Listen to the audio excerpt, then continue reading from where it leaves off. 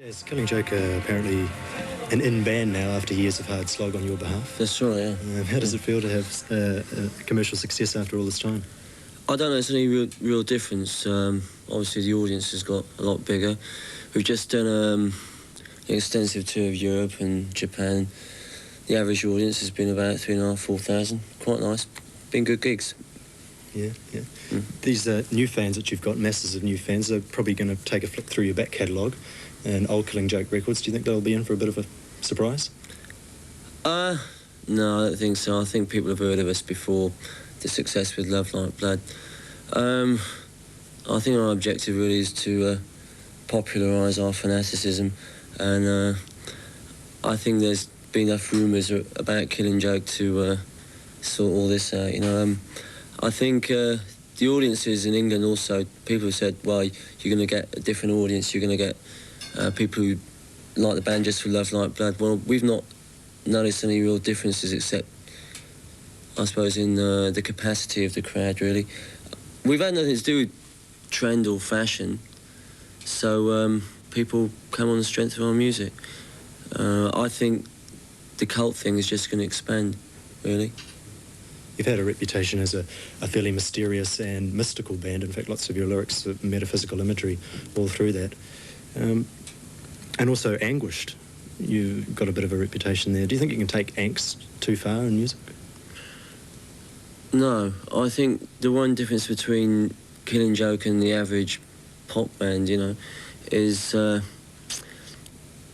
our music is more than just a pleasure principle. When you know, our music is not really for putting on after you come home from work or anything like that. You know, in Killing Joke, it's been 24 hours a day for the last 7 days a week for the last 5.5 years. So our music is more than a pleasure principle. We see it as a social necessity, if you like, you know, a therapy for us. You know, so yeah, we take our music seriously, and I think the people who buy our records on a regular basis, they take our music seriously also. When you come to a Killing Joke concert in Europe or America or anywhere like that, you'll notice the whole atmosphere is different to the average rock concert. There's a strange feeling in Europe at the moment, and we seem to embody this atmosphere on stage. Like I said before, most of the people who come to our concerts, they don't think they're going to survive the next 10 years, and I suppose a lot of people will find that quite funny, you know, living as far away as New Zealand from the rest of the world. But in Europe, I think there's a lot of despair. You may hear despair in our music, and the fact is, I think somewhere our music reflects the environment we live in.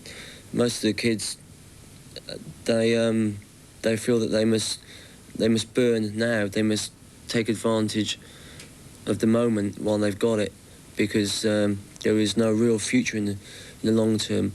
I like to, look at things logically. Look at Europe, you know.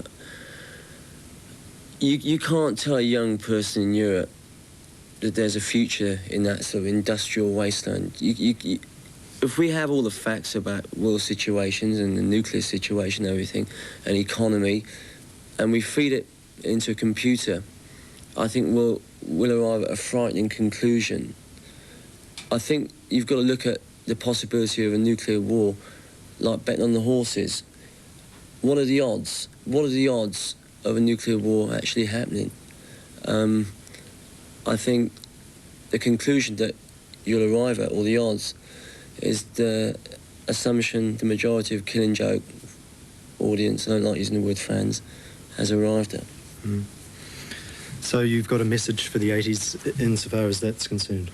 I think there's no real written manifesto in our music. It's just music. It's just Killing Joke music is primal. It's a deep emotion, and I think it's a sound. It's a music that relates specifically now to the 80s, to the post-industrial residue, if you like, and the paranoia that's happening in Europe, because it is realistic paranoia.